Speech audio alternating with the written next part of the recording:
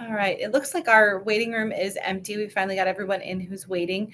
John, thank you for continuing to look into that waiting room for us. Mhm. Welcome, everyone. We're going to go ahead and get started. I am Nikki Avina with the IEPTA Center.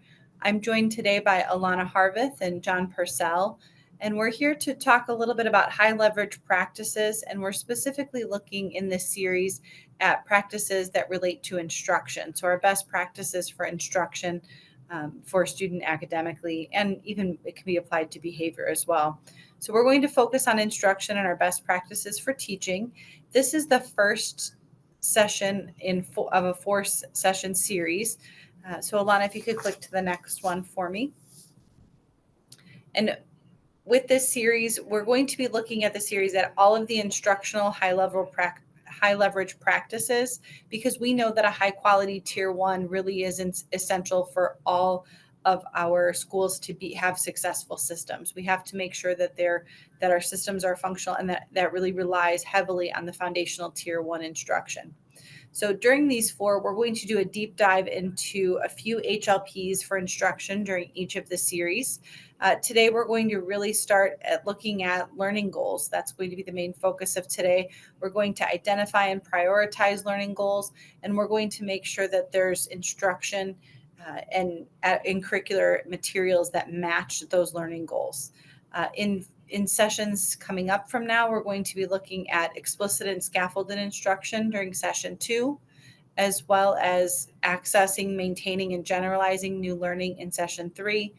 And finally, looking at intensive instruction support along with feedback and assessment practices in that final session. So as we go through the series, please also know that you can reach out to the TA Center to ask for assistance or to ask additional questions, not only in these trainings, but also through our website at iepta.org to access additional services through our TA Center. Anything to add before we jump into our first activity, Alana or John? No? All Mhm. right. Thank you. So, I skipped the learning objective slide. I'm so sorry. So, our objectives for today are going to be focusing on those learning targets. We're going to look at how to implement a process for identifying instructional goals. We need them aligned with grade level standards so that all students have access to tier one curriculum. And we're going to meet as well as meeting individual student needs. We're also going to be systematically prioritizing and sequencing learning goals so that we can really strategically look at the tasks we're doing in the classroom and how we can put them in the right order at the right time for students. Finally, we're going to look at various ways to make adaptations to materials and tasks in order to help our students be most successful in that tier one curriculum or during that tier one instruction. All right. So, first things first, today we're going to be digging into high leverage practices, which are research based practices proven to increase student outcomes in the classroom. But what we know about teachers and about practices in every classroom is that there are action research points, things in your classroom based on your students and your personality that you know work for you and your students. So when we talk about high leverage practices, these are things that work well for all kids. I want to know what works really well in your classroom with your students. So I've got some reflection questions here to help focus those thoughts. I just want you to know what I want to know from you. What practices are you currently using because you've seen that positive impact? You've seen them improve outcomes for your students, and asking yourself how you identify those learning goals, what kinds of curriculum. For example, maybe you use something like UFly because you recognize the importance of using a systematic program as part of your professional practice. It is evidence based. Maybe that's something that you put in there. You also want to look at instructional strategies and routines that you find impactful. So, what is this good stuff that you're already doing in your classrooms to help with goal setting and adapting different tasks to meet those learning goals? So, I'm going to give you about let's do 45 seconds to really kind of think through this. Then I'm going to ask you to start telling us in the chat what are those practices that you know work for students. So thinking through everything from curriculum to instructional routines to graphic organizers and such. What's working in your classroom? What's a best practice for you? And when you're ready, start typing that in the chat, or feel free to unmute and share with us as well. Courtney put something in the chat, but Courtney, you put it just to me, but for everybody. So sometimes if you're going to direct chat, you can direct chat me some separately or any of us, but then change it to everybody so that everybody can see it. She uses assistive technology to assist with reading, writing, and spelling. That's something that she's seeing good gains with. Thanks, Courtney. Thank you, Alex, for sharing that you've seen students really benefit from Orton-Gillingham approach. That multisensory approach is really key to literacy instruction. John added multisensory as well. That is a big part of it. There are so many best practices that we have the opportunity to see when we visit Indiana classrooms. We see things like these wonderful curricular programs in place. We also are able to see assistive technology, different instructional support such as graphic organizers, and we see teachers using things like data walls or I can statements to help set goals and to help students monitor their own progress through goals. So as we go through today, I encourage you to not only consider the best practices that we are sharing, but also asking yourself what best practices do you already implement in your classroom that go along with the research we're discussing. So there's probably lots of great things you're already doing in your classroom that align with the research and practices we're going to share today. So we look forward to the end when we can ask you if there are others that you'd like to share with the group to make sure that everybody benefits from those practices as well.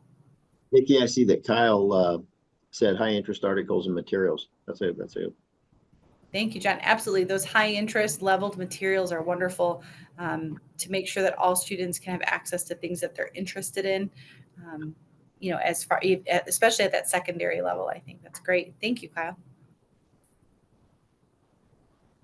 All right. And with that, I'm going to turn it over to Alana, who's going to dig into high leverage practice number 11.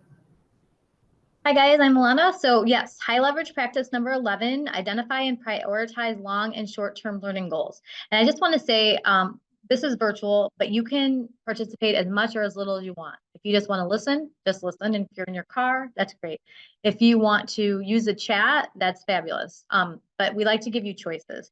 So really, you guys talking to each other and us can give you ideas of what you can use in your classroom. So I think that the chat is a great resource. So looking back into it and seeing and adding to it when you feel that you use something that I say, please write that I've used that, I've worked on that, or you could say, oh, I might try that with my students tomorrow. So this number 11, high leverage practice, is prioritizing the most important knowledge and skills. So we know that we have essential standards and we know that we have skills. What skills are the most important for our students to learn? That is what we need to prioritize in our classroom, and we're going to be able to teach. I'm going to show you some examples of that. Students know the goal and why they have to learn it. We know our brain works like this. We have to know the purpose or the why before we know the what. So if students do not know the why or the purpose, it's going to hinder their learning of the what. So having that conversation with them about the prior knowledge and what's the purpose of this goal, what's the purpose of the standard, that conversation is really important, and that is an evidence-based practice. And that is, if we know the why, even as adult learners, you guys didn't just come to this session, you knew what it was about. And if it applied to you, then you came to the session. So knowing the why before the what is really important in our classrooms with our students. Also, posting and stating a standard is not enough for transfer. What does that mean? Well, a lot of times in our schools, we have to have our standards posted, right? And we're like, okay, well, we have our standards posted, but that's not good enough, right? Just having it posted. My principal would come into my classroom, or our leadership team. I was on the leadership team and I did evaluations, and we would go into classrooms and I would ask students and I would say, what are you guys learning today? And if they couldn't tell me what they were learning today, then I knew that we needed to do a little bit more than just state the standard, but really talk about the why and the what and what I'm learning today. And that's when it really is meaningful to students. I am a special education teacher by background, and my students in their own language could tell the principal or whoever walked in what we were doing every single day, because I really thought it was important, because they needed to know the why before the what. So high leverage practices and thinking about your classroom, are those some things that are going on in your classroom? If so, great, keep on doing that. And if not, maybe we can talk about different ways that we can talk about how students know the goals, they know the why, they know the purpose, they know what the learning objective is. They can tell a stranger if they're coming into our class, like a person that's coming to observe, they can tell them what they're learning today. So that is something that we really worked on hard in my school, in my class. That was an expectation that we all had our standards posted, but just not our standards. The students really knew what we were doing every single day. At first, they would say, "What are we doing today?" And then it turned into they knew why we were doing it. It was kind of that routine, that expectation. So that was part of that. So that is a high leverage practice, and that is really helpful for students and their learning. Do you guys have expectations in your class? You can, again, use the chat that in your district, in your building, that the standards have to be up and things like that. And so just let me know, yes or no.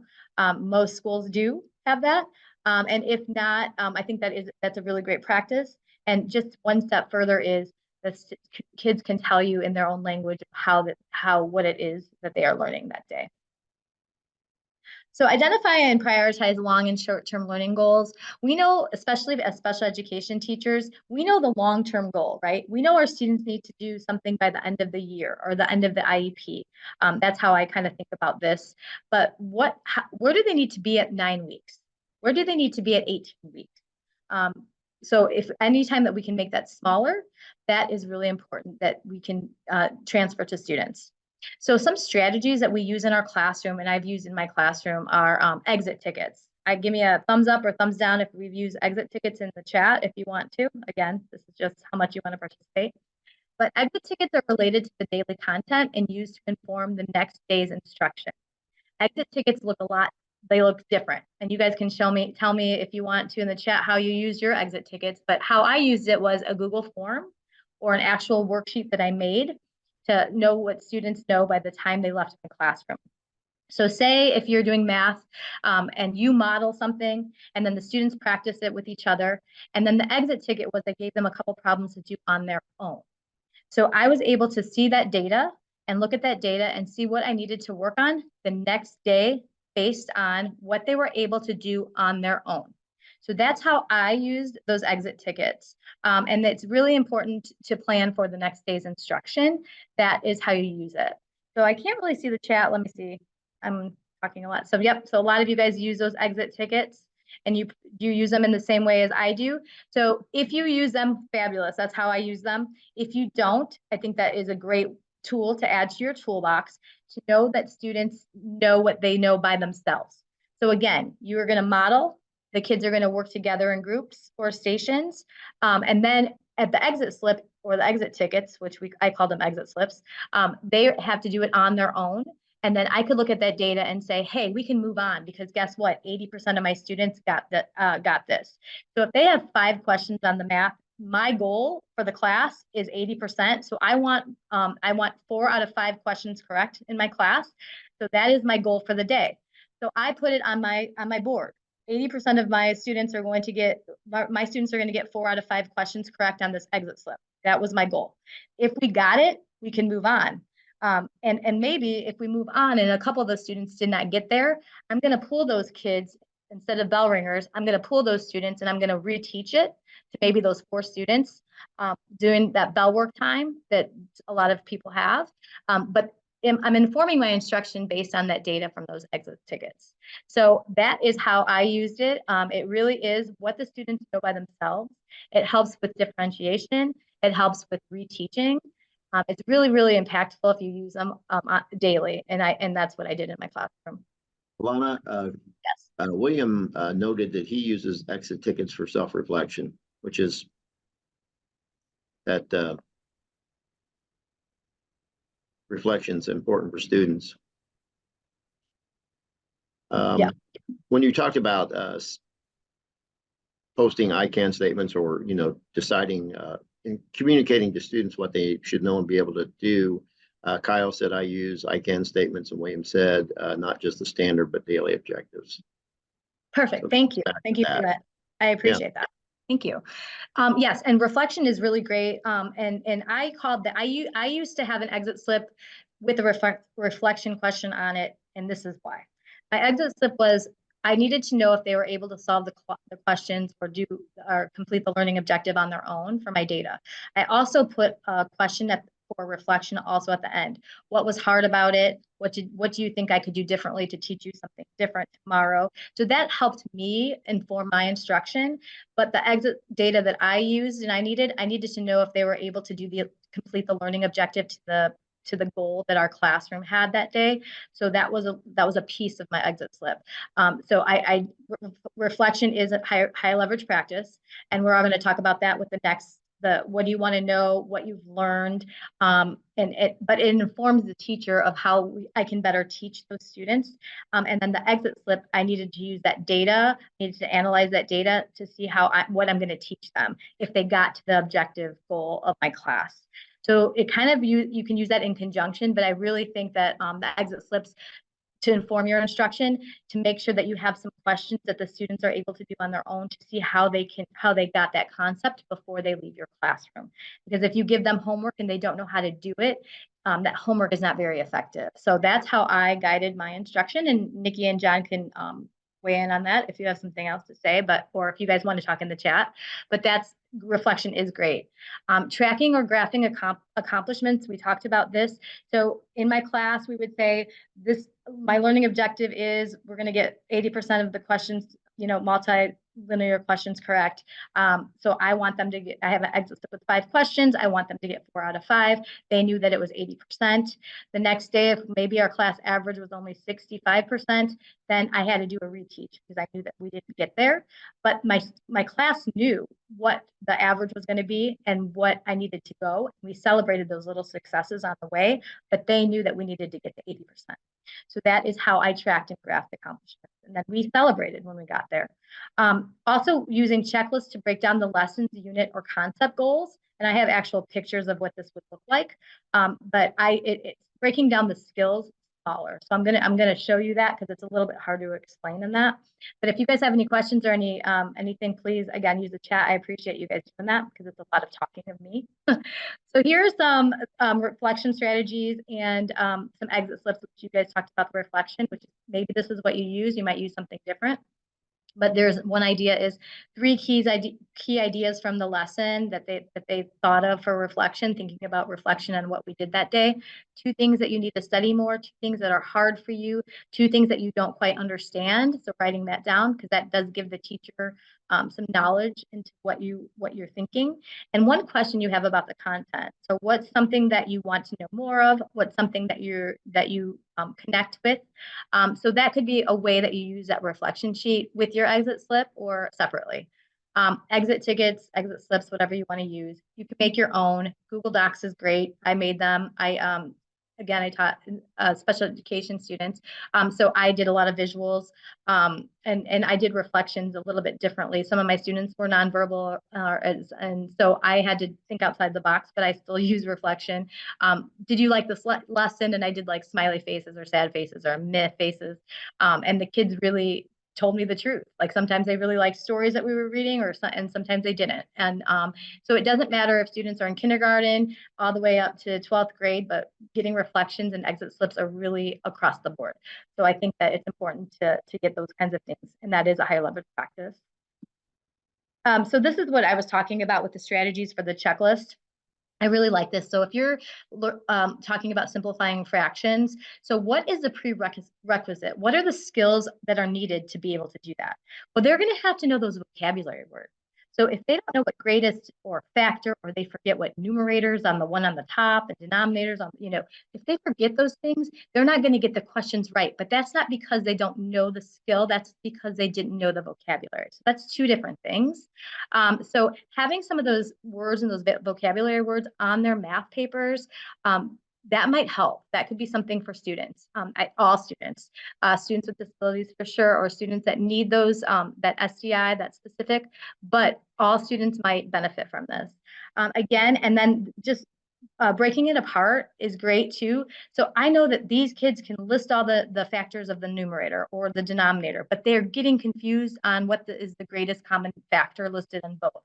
So breaking that apart and then checking it off. So you could say, I want these kids to get 3 of these in 4 days. And then we have to get all of these skills by the end of the week.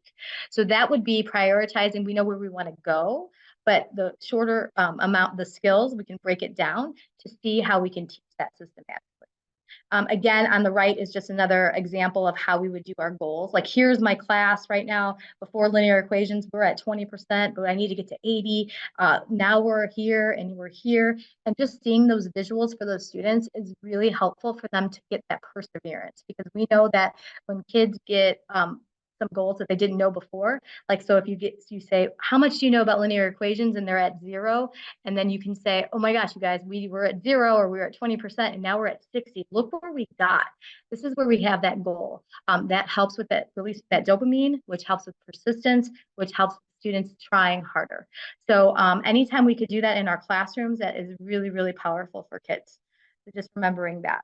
Does anybody have any, does anybody use any of these kinds of things, or do you think that's a good idea? Again, you can use the chat. I have one more slide and then I'll move it on, but I know it's a lot of information, so I'm trying to make sure I'm pausing to get you, if you guys have any thoughts on that, please use the chat while I'm talking. I do not mind.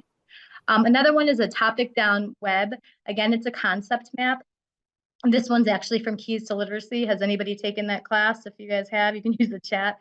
These are for the modules, and this just connects learning. Anytime that students can see where their learning is, how it's connected to each other, it's a good visual for them. So this one is for adults, because as adults, we want to know what we're learning, what's going to happen, how things are connecting. So anytime we can break down the content and see that roadmap all together, that's going to connect what my prior knowledge is, where it goes. So teachers can do this for students, and they can say, here's this chapter in ELA, or this is all of these concepts, and this is how they relate, and this is why they're important.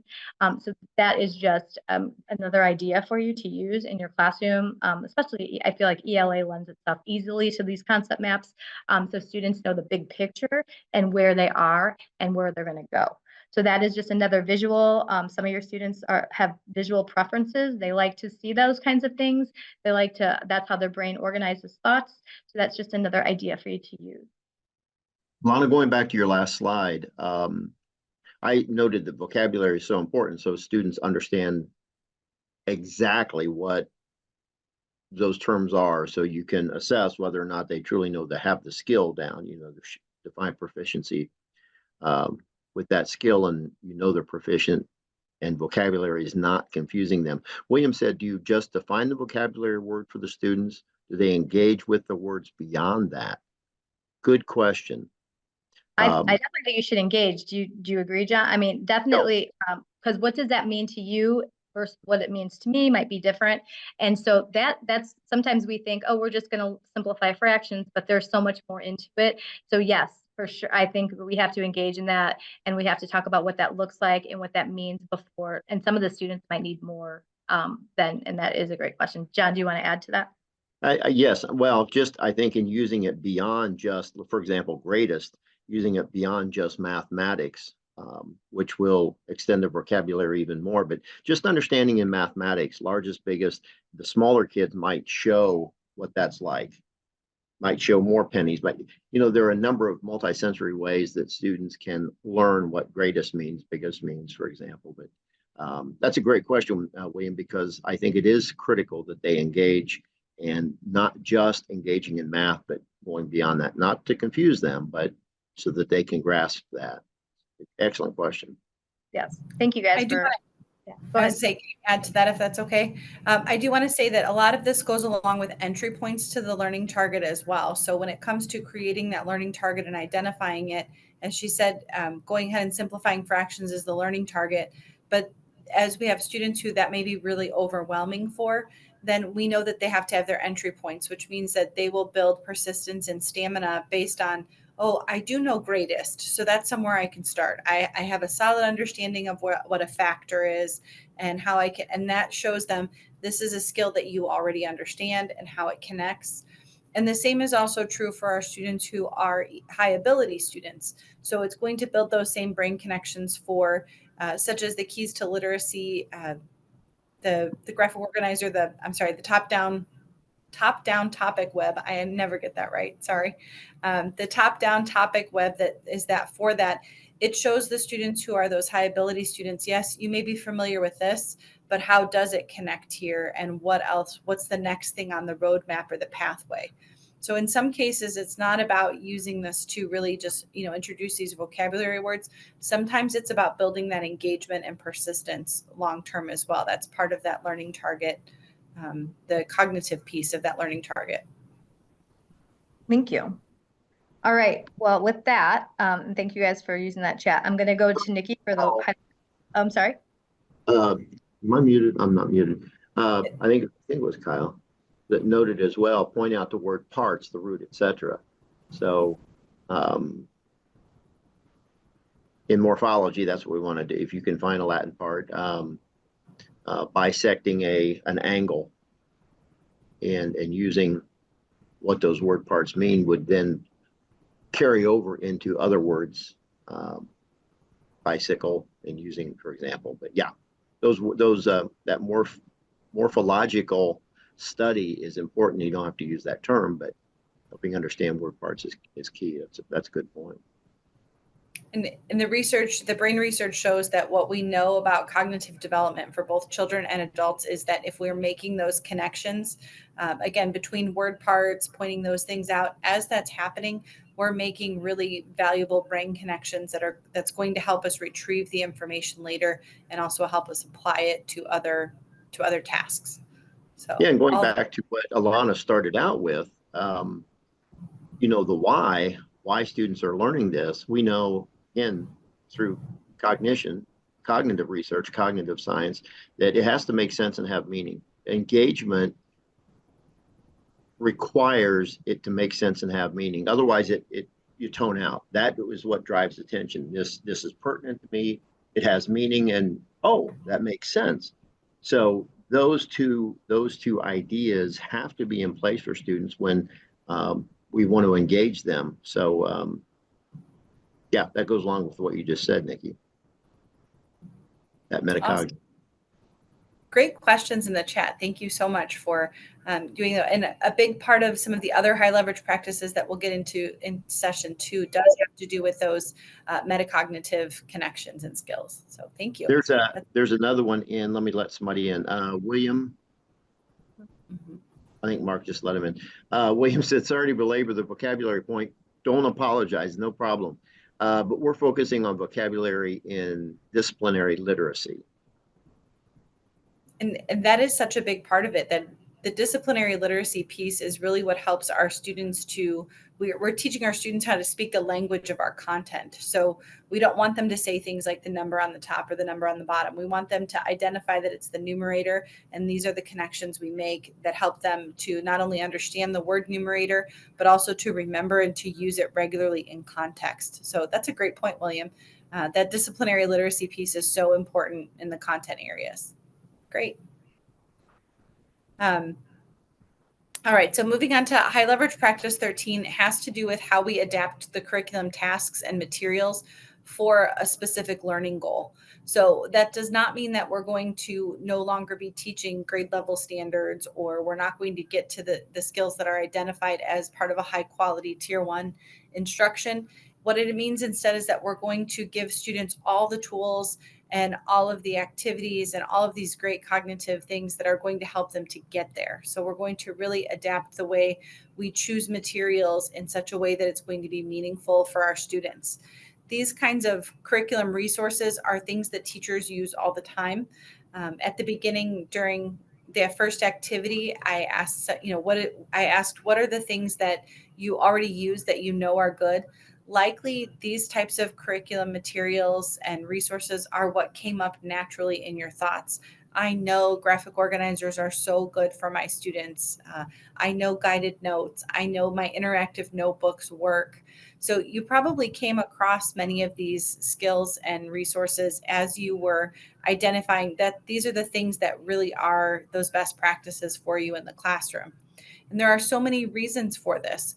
Knowing what we know about brain research, being able to make connections for students, that's what makes these high leverage practices. Anytime we can take our learning objective, our learning goal, and find things that will help students make connections to other pieces of the content area. So connect the reasons for this war to the reasons of a previous war in social studies, making those connections and doing that through visuals and other opportunities that we have in our curriculum.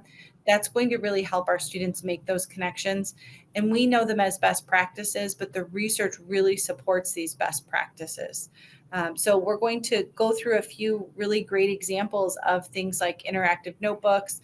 We're going to look at some guided notes and graphic organizers, but also don't discount opportunities for students to show what they know in portfolio type assessments. So if you're asking students about doing math problems, it may be, the math problems on a piece of paper, but it also could be models that they draw of the particular math concept. And it also could be videos that they create where they explain the math content in words. So you have all of these different portfolio types of assessment where you can look at their learning from different perspectives to really make sure that they understand the concept more beyond the memorization factor. So the first of these practices that we're going to look at, one way to adapt the curriculum tasks and materials is by creating guided notes. And guided notes they can go along with not just a reading, but they can go along with a reading that you're assigning students. It can also go along with a lecture or a video. These are all options, but one of the things to be sure of when you're using these is that the research shows that guided notes work really well when they're not used as just a closed reading where I'm trying to figure out what goes in the blank here.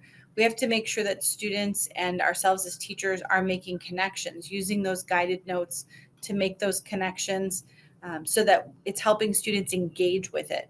So we know the guided notes will keep them engaged for extra time. So we have to have the discussion about the causes for this war, but then making sure that they have to jot them down in those guided notes. So it has to be this interactive experience. It can't just be every third sentence of a reading has a missing word and we're going to fill it in. So it's got to be a meaningful, impactful instructional tool there. Making sure that throughout your guided notes, you put in those other really wonderful things that work.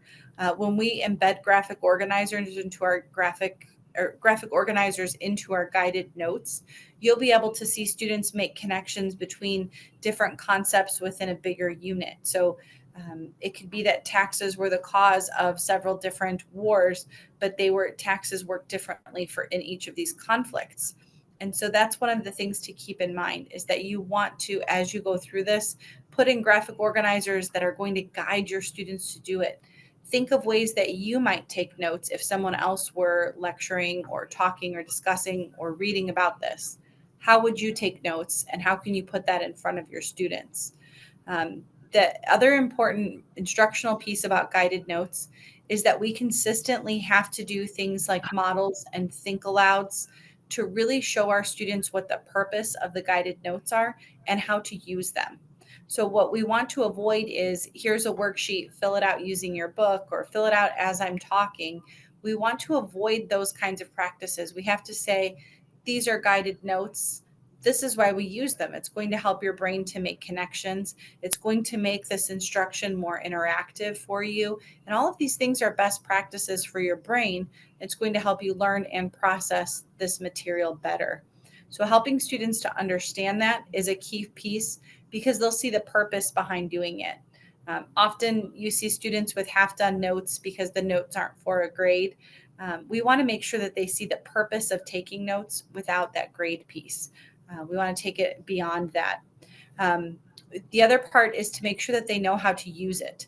If there's something like a Venn diagram in your guided notes, if they don't know how to fill in that type of graphic organizer chart, then it's not going to be meaningful and useful for them. So taking the time to stop and provide instruction on all of the charts and graphic organizers that are part of your guided notes will make them more impactful for students, and you'll see increases in your grades, so they'll be impactful for you as well as the teacher. You'll be happy to see all of those improvements. All right, so the next one we're going to take a look at is graphic organizers. And again, these are part of that guided notes generally, so I've overlapped here a little bit in the research ideas I'm going to share. But graphic organizers help your students to chunk information. Something that feels really big is going to be broken down into smaller pieces.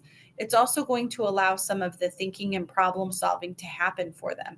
If they have to list, the pros and cons of something, they're able to see on the chart that there are more pros of a particular, legislative piece. They'll then have to identify, this is the better way. Why is this the better way? Or those kinds of things. So it breaks it down into small chunks, and it also helps students to use the information that you've given them to problem solve and to make, to make decisions and to make other ideas with it, to give it inspiration. Again, with the guided, same as with the guided notes, we have to teach our students how to use these tools. If you regularly use a chart to compare, to compare something, then you would tell your students, I use a chart when I'm taking notes this way because it helps me remember this. Or the next time I'm studying, I'm going to use, a T-chart because I'll put down the things that I remember without any issues on the left side and the things I need to study more on the right side. Then when I walk away, I have an action checklist of things I need to do to continue studying. That's how they could do it with their content as well, making sure that we think aloud through that whole process. This is why I specifically use this kind of graphic organizer. Those are really important when you're looking at using graphic organizers to be inspiration for student writing pieces, because you have to help them understand that they may go through several graphic organizers for a similar purpose or a similar goal, even though they each have a different purpose. For example, if you're asking students to brainstorm, to come up with as many ideas as possible, this might be where they have a blank sheet of paper and they draw pictures and they jot down notes and they put symbols down to really get all of their ideas out there. Then the next graphic organizer that may be useful might be an outline page or, a box chart that puts those ideas into the appropriate order. Again, explicitly instructing through each of these to make sure that your students understand how they use each of these differently.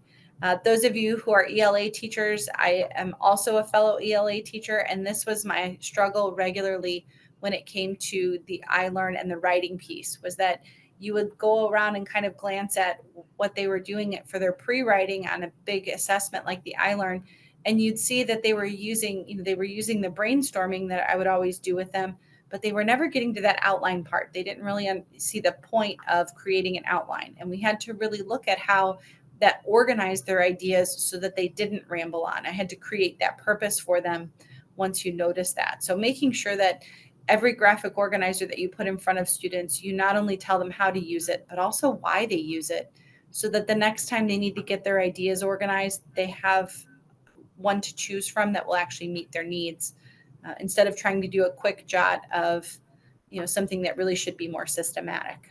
So having purpose behind it. Graphic organizers can be used at all levels, all content areas, but those best practices stay the same. They should be explicitly taught in both purpose and in how to use it as well. Some samples that I have for you of graphic organizers on the next few slides. These at all different grade levels and across different subject areas, you find graphic organizers. Sometimes there's a whole lot more work for the students to use. You end up with different pieces that are blank. The ones I've chosen are leveled pretty well because I wanted to be able to show you how involved you can be or how involved you don't have to be with your students as you use graphic organizers. In the one on the right with the beginning sounds, not only is the category provided for the students, you see that at the top, the A, C, D, L, and W, but also the pictures were provided for the students. And likely those were read aloud to the students or discussed with the students.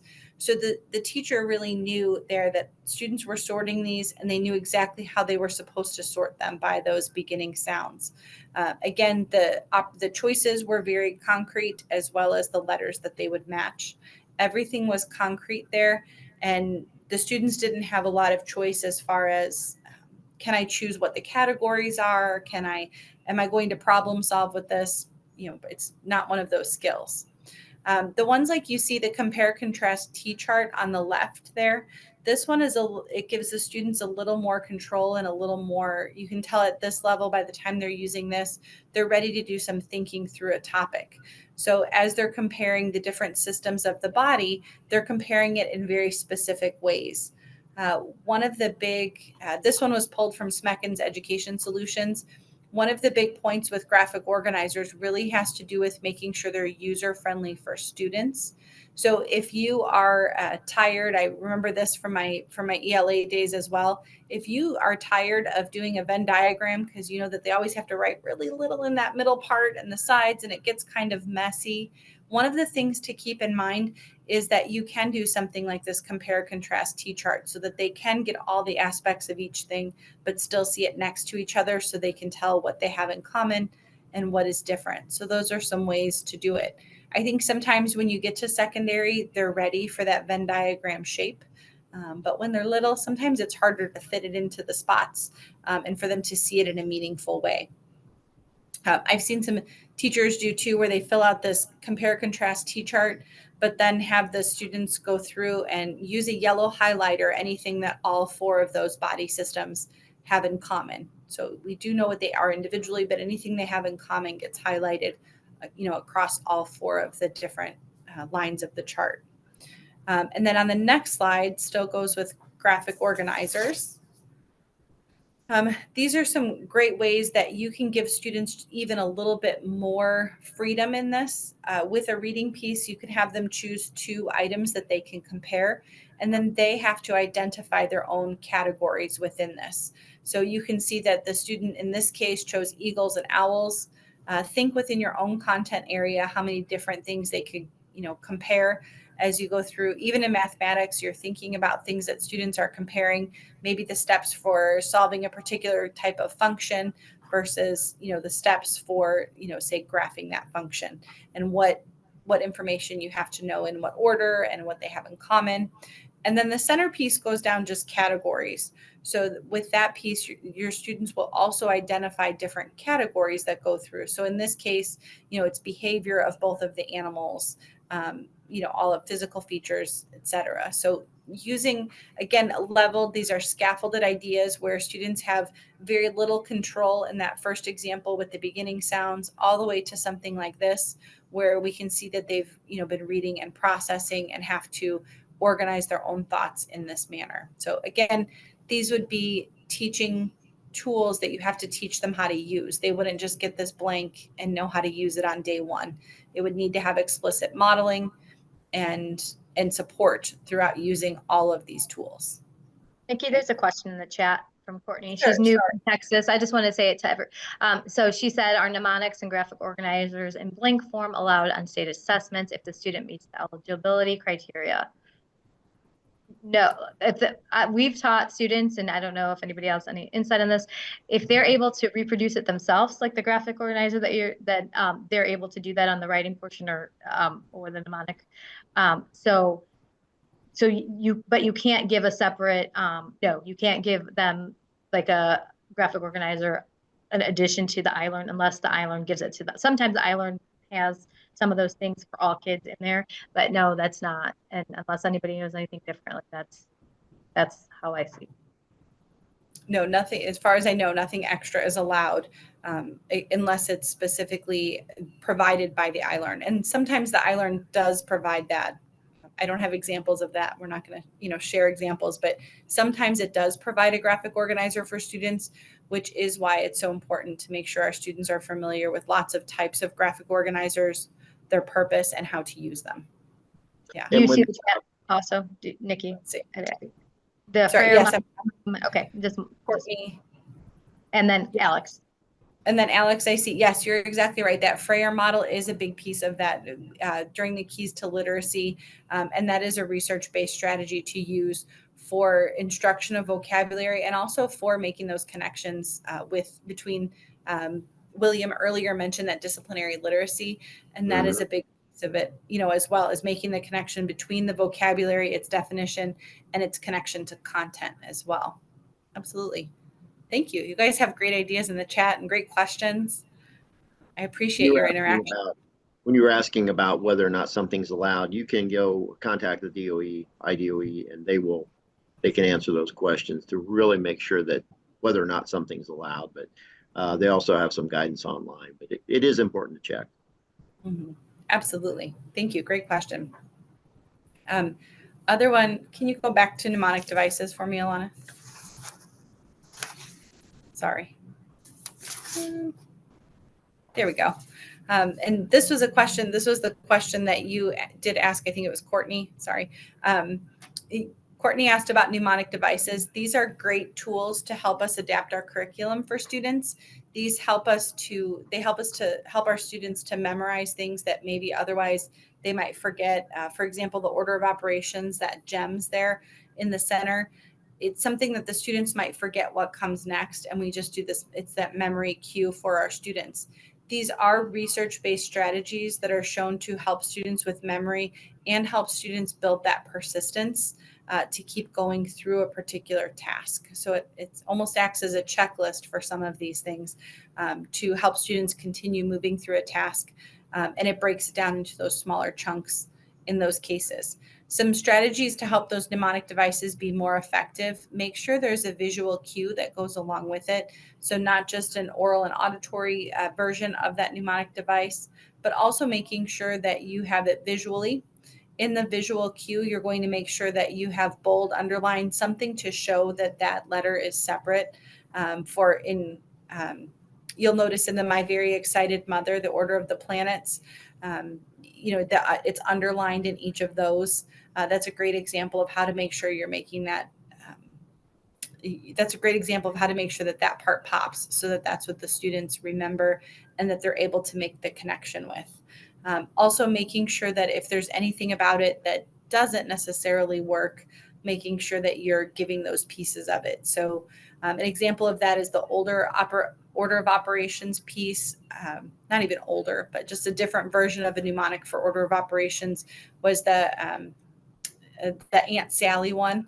And those things with Aunt Sally, we had to make sure with students that they saw that, addition and subtraction went on the same line. They were done in order from left to right. So when you saw those posters around classrooms, it went through making sure that students had a visual of, we're not doing addition, then subtraction. We do addition and subtraction from left to right in this manner.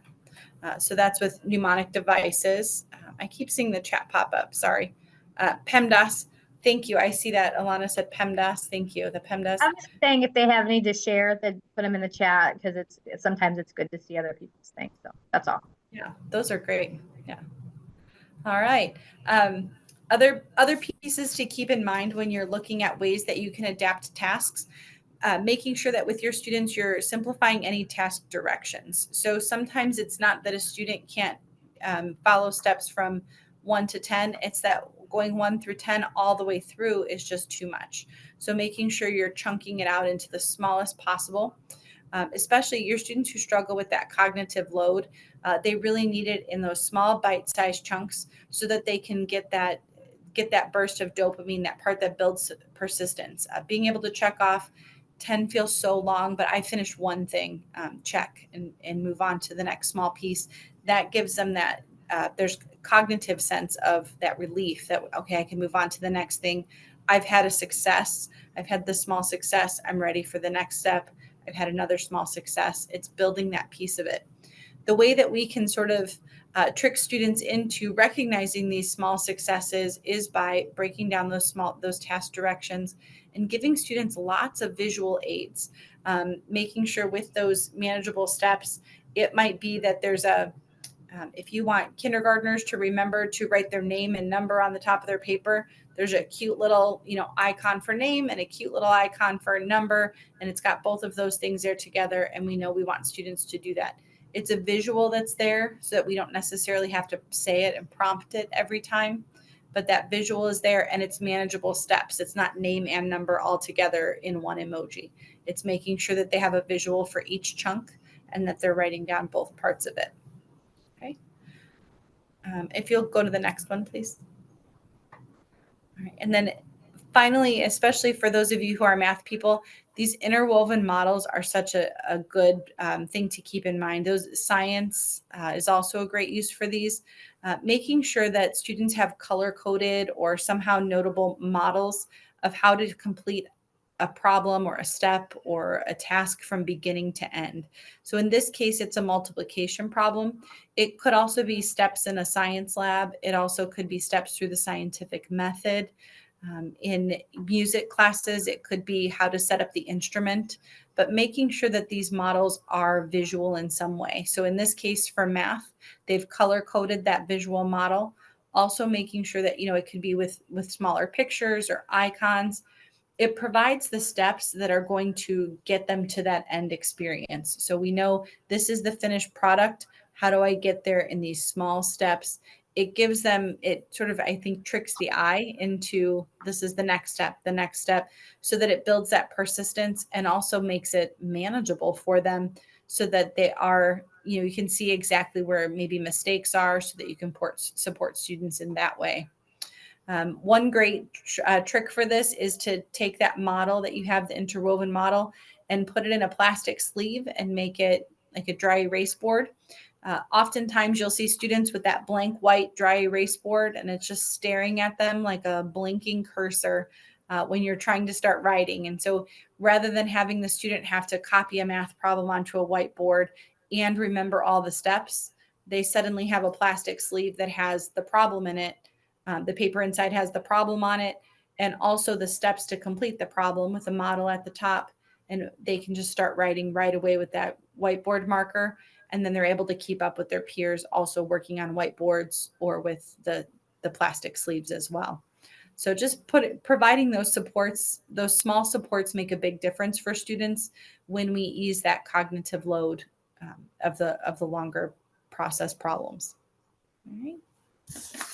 And then I'm going to, at this time, I guess, let's take maybe a moment before I pass it on to John. Let's take a moment and just kind of think through what are some of your favorites there? We've got guided notes, mnemonic devices, graphic organizers. What are some things that, go ahead and throw in the chat for me. What really is something that is impactful for your students?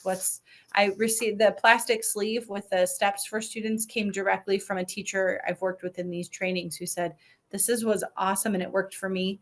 And I'm able to share that now with teachers all over the state. So what are some things that are working for you if you're willing to share? I see And not cubes. just in the chat. If you want to say something, pop on and Absolutely. let us know. I see Putting cubes. it into songs. Yes, I love that. You don't want to hear me sing it, but yeah, it's a good idea.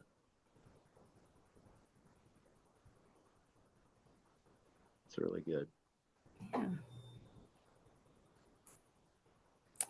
You'll notice that there are some resources here on your screen as you're typing in some of those options or getting ready to move on, I guess, to the next HLP if you'd like. But there are some resources for HLP 13 if you're looking for great ideas for guided notes or for just ideas for how to get those together. I did mention earlier Smeckens Education. She has great resources. The ones you saw on the screen were from her site. Also, you have Ann Benninghoff, who's wonderful. And Google is pretty good at helping teachers get what they need as well. So there are some Google options in the resources. I do have the slides available on a Padlet. So I'm also going to share the Padlet in the chat so that you can click these. They'll be linkable or they'll be clickable for you as links. So you don't have to worry about writing all of those down. Okay.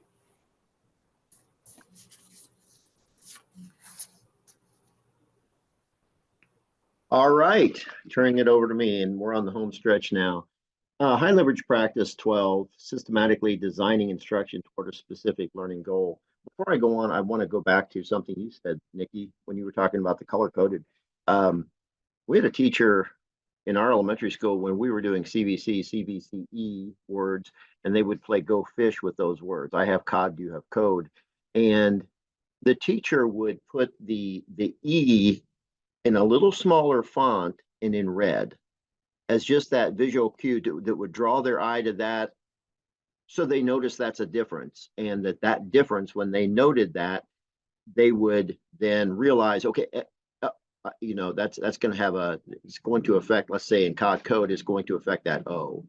And So anyway, just as you were saying that, I thought of that, and the kids love that. I have pine, do you have pin, and so yeah, just another example of using that that kind of queuing system.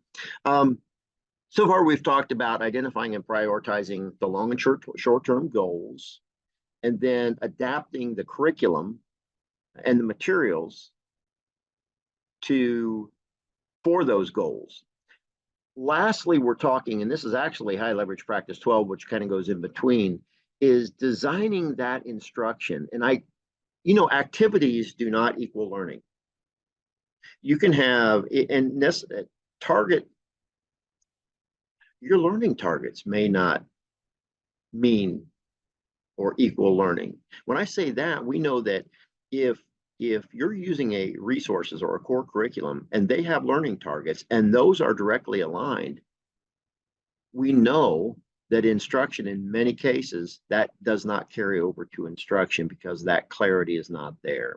So in communicating goals to students in student-friendly language, before we do that, we have to dig into and extract the skills, the knowledge that students must know and be able to do. We have to be very clear about that. For example, if we're going to understand author's purpose, and let's say we have to identify and analyze author's purpose, identify and analyze author's point of view. How many points or how many lessons can you pull out of that? Give me some feedback. What with that particular essential skill, identify and analyze authors' points of view and purpose. Give me some feedback on that. Breaking that down, fully understanding that.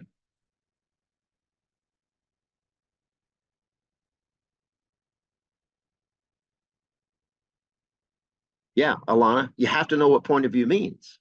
So now we're getting into that vocabulary, that disciplinary vocabulary. What does point of view mean? What are examples of point of view in this text that we're reading? Where would you find that? Where would you find point of view? Or would that be cued in the reading?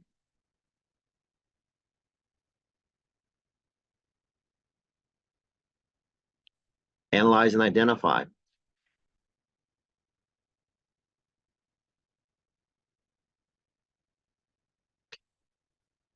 Others.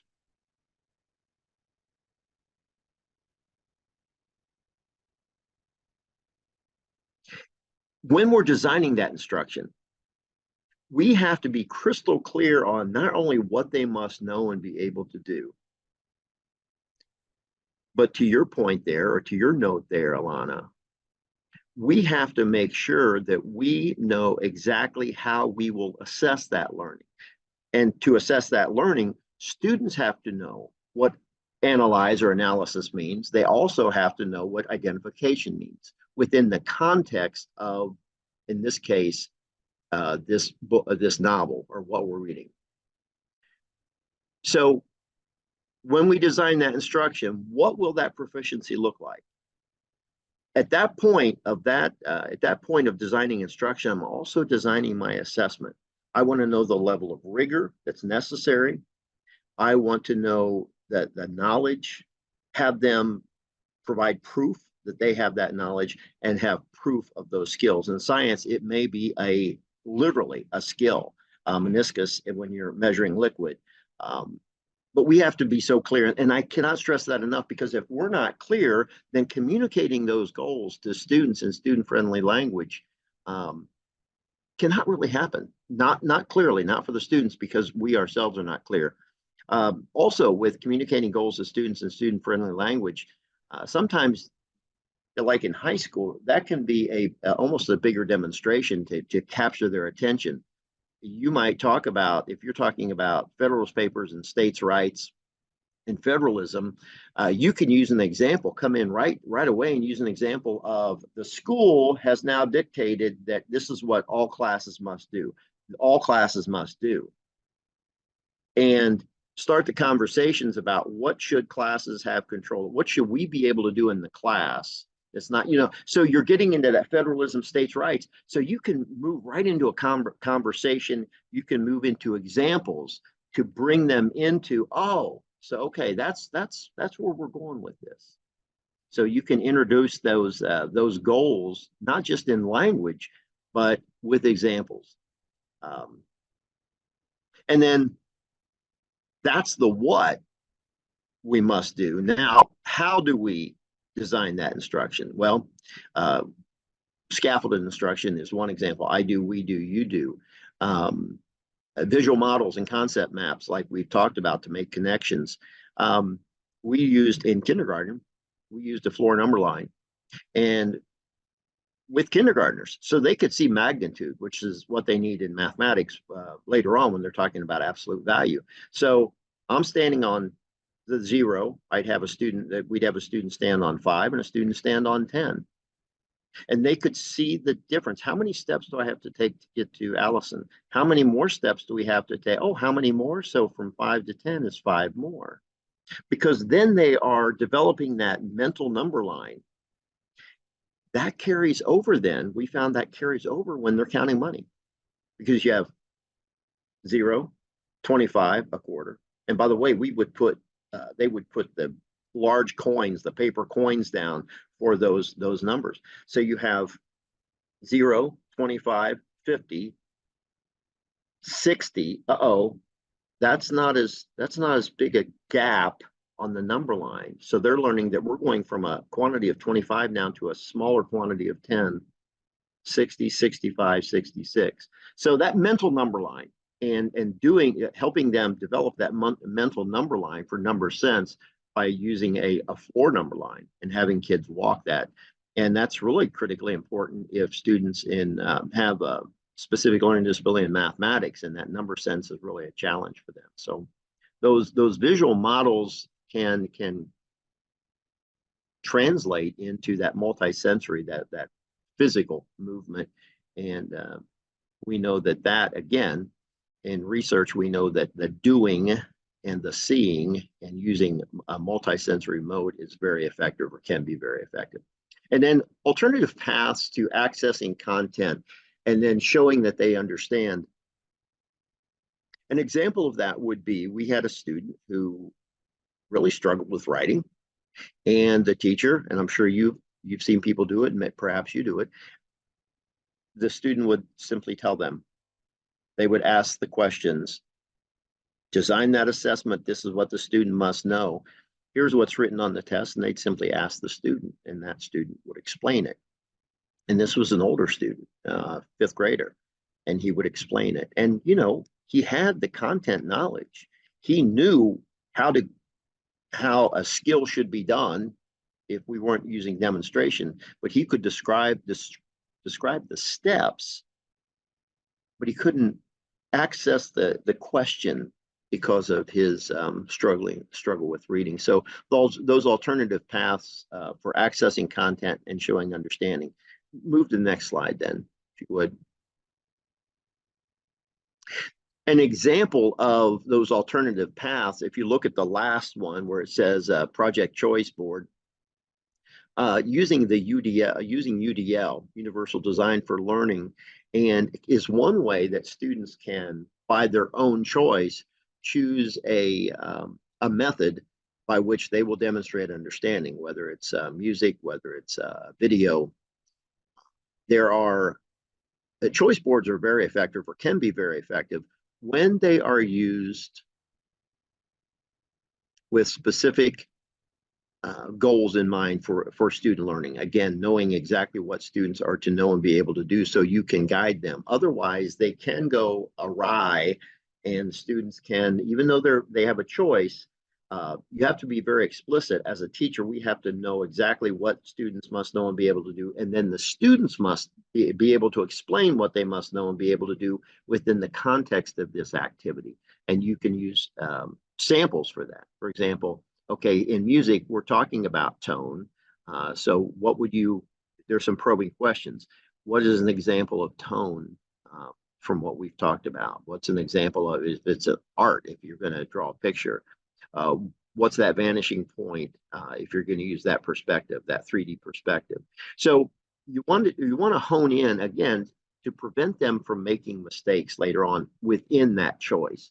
So the skills, the content, the skills must be clear to the student in that lesson so they can demonstrate that knowledge in any way that they choose. But the content has to be there. Okay, that's the last one. Moving over to the left, the I do, and you perhaps have heard this or seen this, the I do, we do, you do. First, we're going with that explicit direct instruction. We have to be very clear, and an explicit instruction is so important so that students don't mislearn ahead of time. We have to be very clear that this is what the student's going to do. So I will demonstrate it, we will demonstrate it, and then we will do it, or we will demonstrate it, and now you will do it independently. I used to work with students in 6th grade in mathematics, and when I talked about assessment before, I would take their papers and I wouldn't grade them. I would take the papers home and I would analyze. I would do an analysis of where the errors are. Oh, it must be, wow, looking at place value, they're borrowing across the tens. Okay, that's an example. Okay, so that's going to be a K. And I would just write down K, place value. Wow, nines, eights and nines, multiplication, just that understanding of computation for eights and nines. Okay, computation.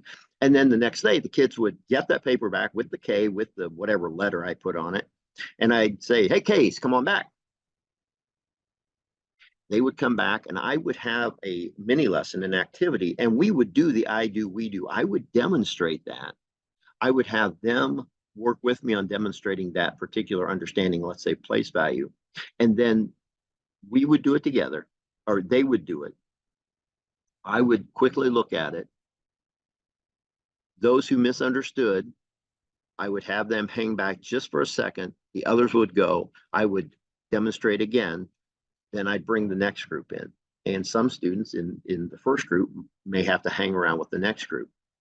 But when I sell, when people talk about I do, we do, you do, it's been around for a long time, obviously, because I used that decades ago. But it's important when we do that, I do, we do, you do, that we are very clear on what the students must know and be able to do. That skill, those the skills that they either do physically, the skills that they can explain, and the content knowledge that they must have. And then you do it alone. That independent practice really needs to be somewhat guided. That should be guided practice first. It's independent, but we must be there for them. And as we're providing feedback or feedback to the students, there's initiating and terminating responses that we can give, or feedback.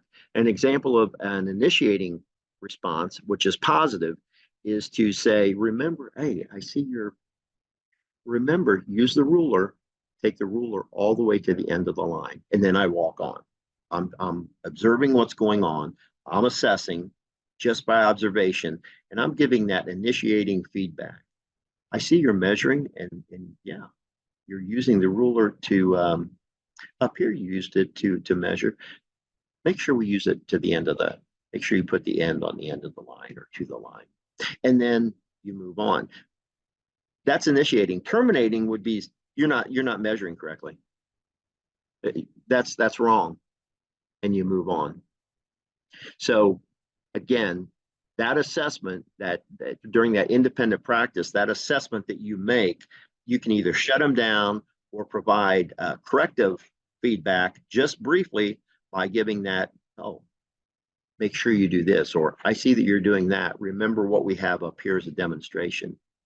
So use that as an example. And I'll be back in just a little bit. So those are examples. And then multimedia text responses.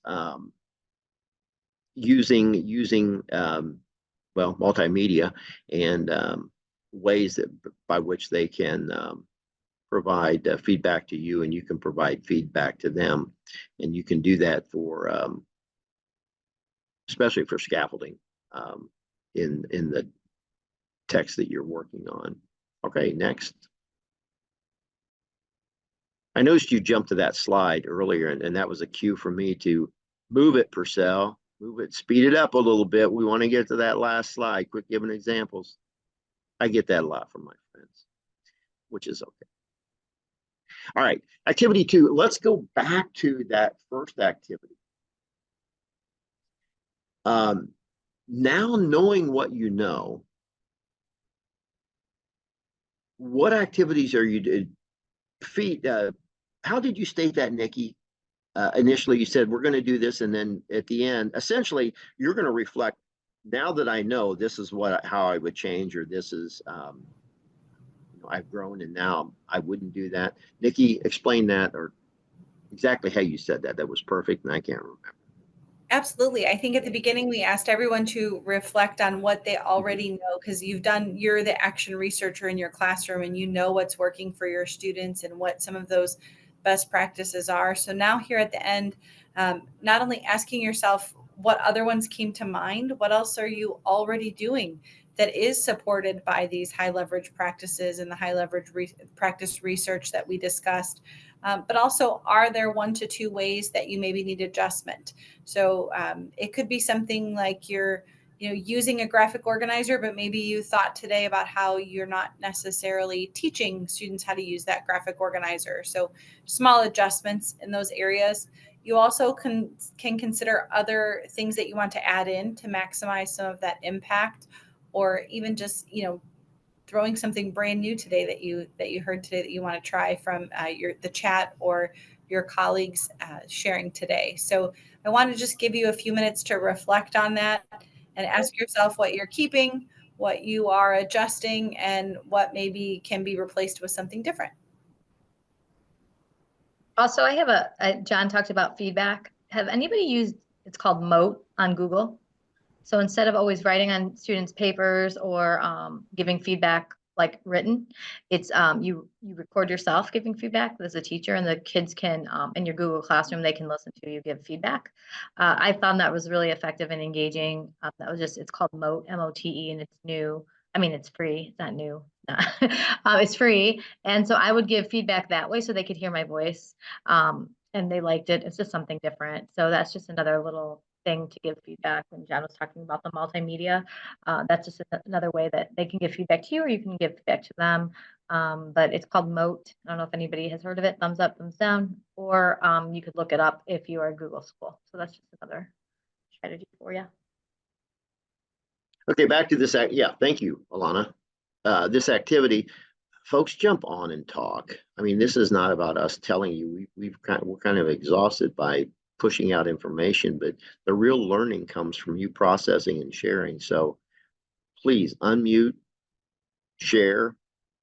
You can share in the chat as well, but please jump on. I'm just reading. William, you wrote, when I can pull it up, I've seen teachers using fill in the blank guided notes. I would provide more informed advice to them. And he's used Moat. When you say, William, more informed advice, help me out, help me understand that.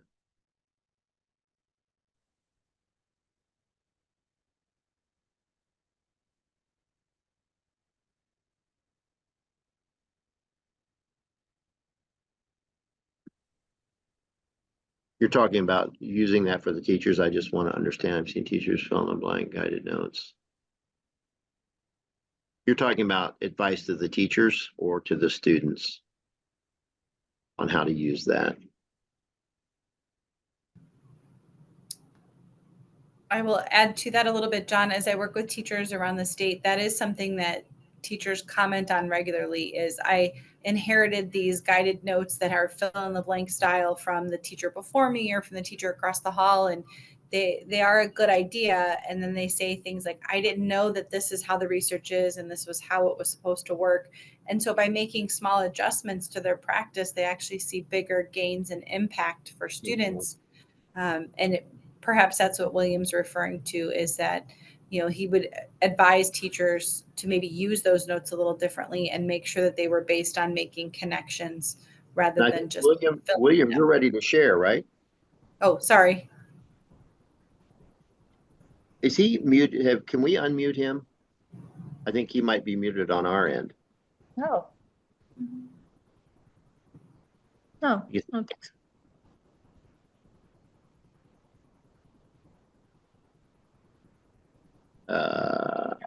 Now he's muted.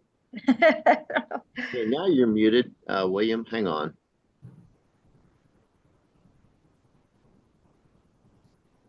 Okay. I see you as unmuted now. You just can't hear him. I'm sorry. I'm sure that's on our end, William, somewhere. I don't think I have control over that. The host, do you have that, Alana? No, it says it's unmuted, so I don't know why that's. Yep, I don't see anything extra.